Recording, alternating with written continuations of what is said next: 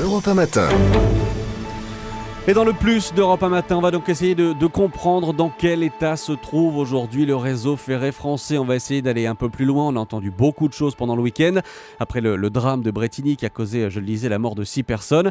On en parle à l'instant. Pas de certitude pour l'instant, mais c'est bien la thèse d'une défaillance matérielle, d'un défaut de maintenance qui est privilégié. Bonjour Gilles Savary. Bonjour. Député socialiste de la Gironde, c'est vous qui serez le rapporteur de la future réforme ferroviaire. Vous connaissez très bien le dossier. Pour vous, est-ce qu'on a complètement laissé tomber ces lignes classiques ces dernières années ? Écoutez, complètement est excessif, mais en 2009, il y a eu un audit de l'établissement polytechnique de Lausanne qui est spécialisé sur ces questions et qui a conclu que le réseau français était en très grande difficulté, en état de vieillissement avancé. C'est un très vieux réseau, très maillé, très important. Et c'était l'époque où, effectivement, on investissait plutôt massivement, de façon, presque obsessionnelle, sur uniquement des lignes grande vitesse à 340 à l'heure, c'est-à-dire qu'on faisait un deuxième réseau à côté. Et donc, voilà l'état des lieux. Ces 3000 km de lignes, aujourd'hui, ralentis pour raison d'insécurité liée au vieillissement du réseau. On va y revenir dans un instant, mais d'abord je reviens sur ce rapport que vous citiez, rapport de l'école polytechnique de Lausanne. Je cite les ingénieurs de l'école. Un tiers des postes d'aiguillage étaient dans un état obsolète et parfois préoccupant. C'est ce qu'ils disaient il y a quelques années dans leur rapport. Qu'est-ce qui s'est passé depuis ce rapport ? Est-ce qu'on a cherché à améliorer les choses ?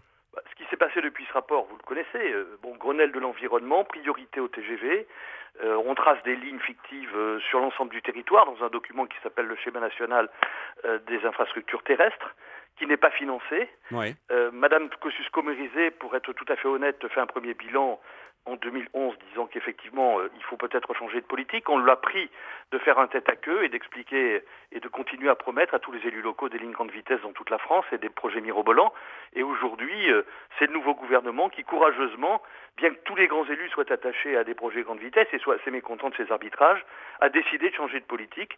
Ça a été fait par une espèce de hasard morbide, hélas, un peu avant Brétigny-sur-Orge, c'est-à-dire que M. Ayrault a rendu ses arbitrages pour la relance des trains d'équilibre du territoire et pour la priorité sur la régénération et la maintenance du réseau le 9 juillet de cette année. Pour que l'on comprenne bien, Gilles Savary, quand on arrête d'investir sur ces lignes, qu'est-ce qui se passe concrètement ?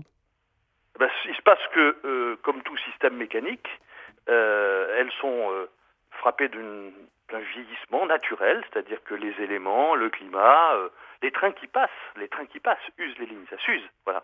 Et donc à un certain moment, que ce soit la caténaire, que ce soit le ballast, que ce soit la voie elle-même, eh bien la ligne n'est plus capable d'assurer les vitesses qui étaient les siennes pour lesquelles elle avait été construite. Donc ce que l'on fait par précaution, il faut bien dire quand même que l'on a été précautionneux. On a malheureusement eu un accident très grave et très dommageable, mais on a plutôt baissé la vitesse que refait les lignes.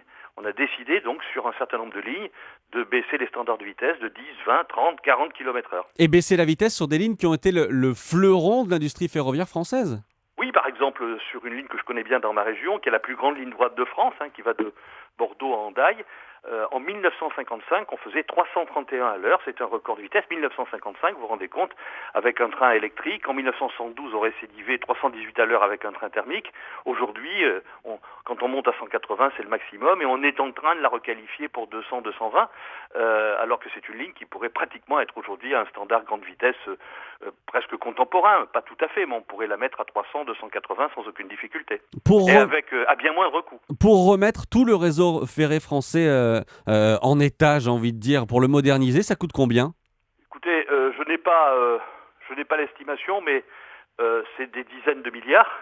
Oui. Quand on dit tout, ça veut dire que il faut à la fois que l'on crée de nouvelles lignes, indiscutablement, parce que les choses ne sont pas celles des années 30. On n'est pas aujourd'hui dans une France qui est démographiquement la même. Donc on a des nouvelles lignes à créer, en particulier dans les agglomérations où l'on ne pourra plus cumuler tous les trafics, parce qu'il y a eu un développement des TER, c'est-à-dire des trains régionaux. Donc ce qu'il faut, c'est faire passer toutes les grandes lignes, les TER, le fret. Donc là, on a des nouvelles lignes à faire, probablement quelques nouvelles lignes à faire aussi en race campagne.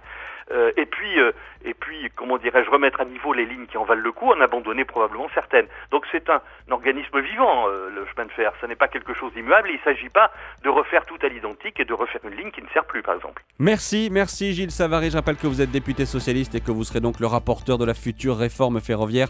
Merci d'avoir été avec nous. rendez-vous sur Europe 1. Dans un instant, Vue du Net, un rendez-vous que vous connaissez bien, Vue du Net.